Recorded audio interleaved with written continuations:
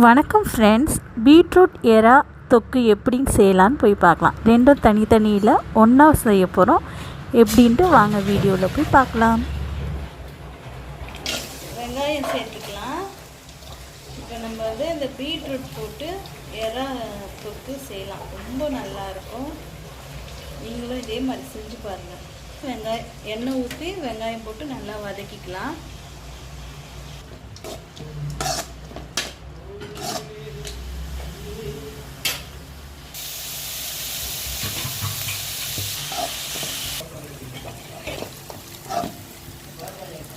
வெங்காயம் நல்லா வதங்கிச்சு. இப்போ நம்ம தக்காளி சேர்த்துக்கலாம். தக்காளி நிறைய போடக்கூடாது. ஒரு தக்காளி நல்லா பெரிய தக்காளி, இல்லைன்னா ஒரு சின்னதாக 2 தக்காளி. நான் ஒரு 2 தக்காளி மீடியம் சைஸ் நான் போட்டிருக்கிறேன். மஞ்சள், உப்பு நம்ம இப்போ சேர்த்துக்கலாம். ஏன்னா சீக்கிரமாக வதங்கிடும். உப்பு மஞ்சள் நம்ம 2 சேர்த்து போட்டோம்னா தக்காளி சீக்கிரம் அதனுடைய மேல் தோல் பிரிஞ்சு சீக்கிரமாக வதங்கிடும். நம்ம 2 பேர் சேர்த்து நல்லா இப்போ வதக்கிக்கலாம். வெளிச்சத்தை மறைக்கிறோம். தக்காளி வதங்கிச்சு பாருங்கள்.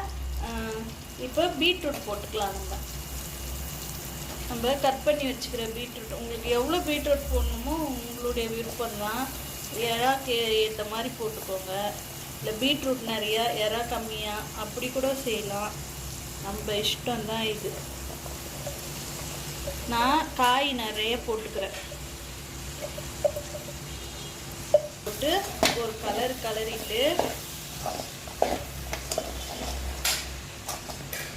மிளகாத்தூள் போடணும். இப்போ நம்ம தேவையான அளவு மிளகாத்தூளும் போட்டுக்கலாம்.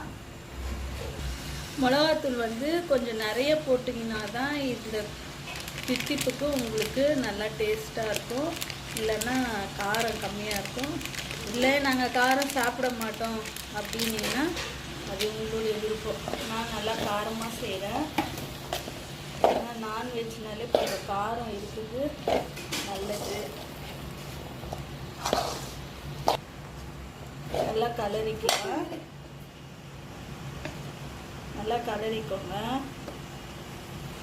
இப்போது தேவையான அளவு தண்ணி ஊற்றிக்கலாம். காய் வேகணும், நல்லா வேகட்டும். பாதி வேக்காடு காய் வெந்தவுடனே நம்ம எறாவை போட்டுக்கலாம். இப்போ போட வேணாம், பாதி வெந்துட்டோம். அப்போ எறா போட்டுக்கலாம். எறாலேருந்தும் நமக்கு தண்ணி வரும், அது நம்ம ஞாபகம் வச்சுக்கலாம். இப்போ இந்த காய் வேகத்துக்கு தண்ணி ஊற்றி நல்லா வேக வச்சுக்கலாம். நம்ம நல்லா வேகட்டும். வெந்தால் தான் நல்லாயிருக்கும்.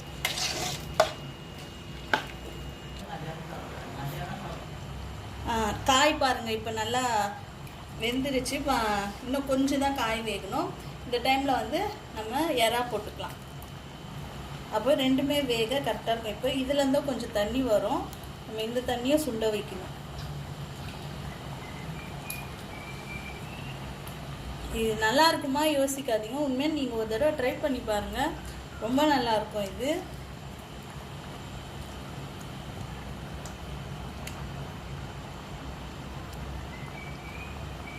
போட்டுட்டு நல்லா கலரி நம்ம எடுத்துக்கலாம். எறாவும் பீட்ரூட்டும் 2ம் சேர்ந்தாப்புல நல்லா வேகட்டும்.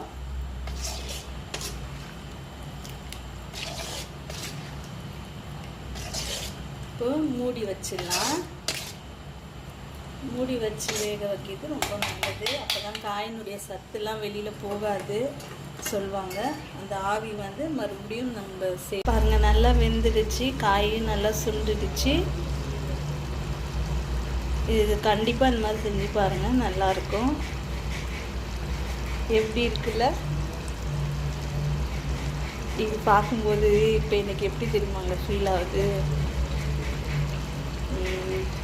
எரிமலையில் எரி குழம்பு மாதிரி இருக்குது.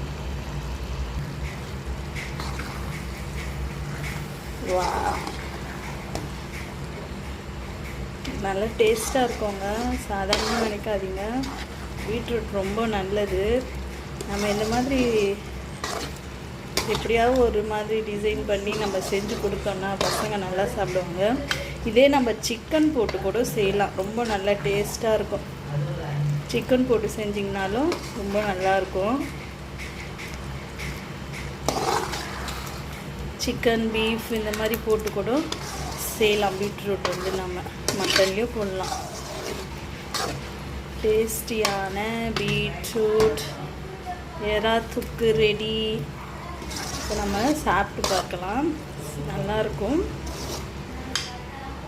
நீங்களும் செஞ்சு பாருங்கள். உங்களுக்கு இந்த வீடியோ பிடிச்சிருந்தா மறக்காமல் லைக் பண்ணுங்கள், சப்ஸ்கிரைப் பண்ணுங்கள்.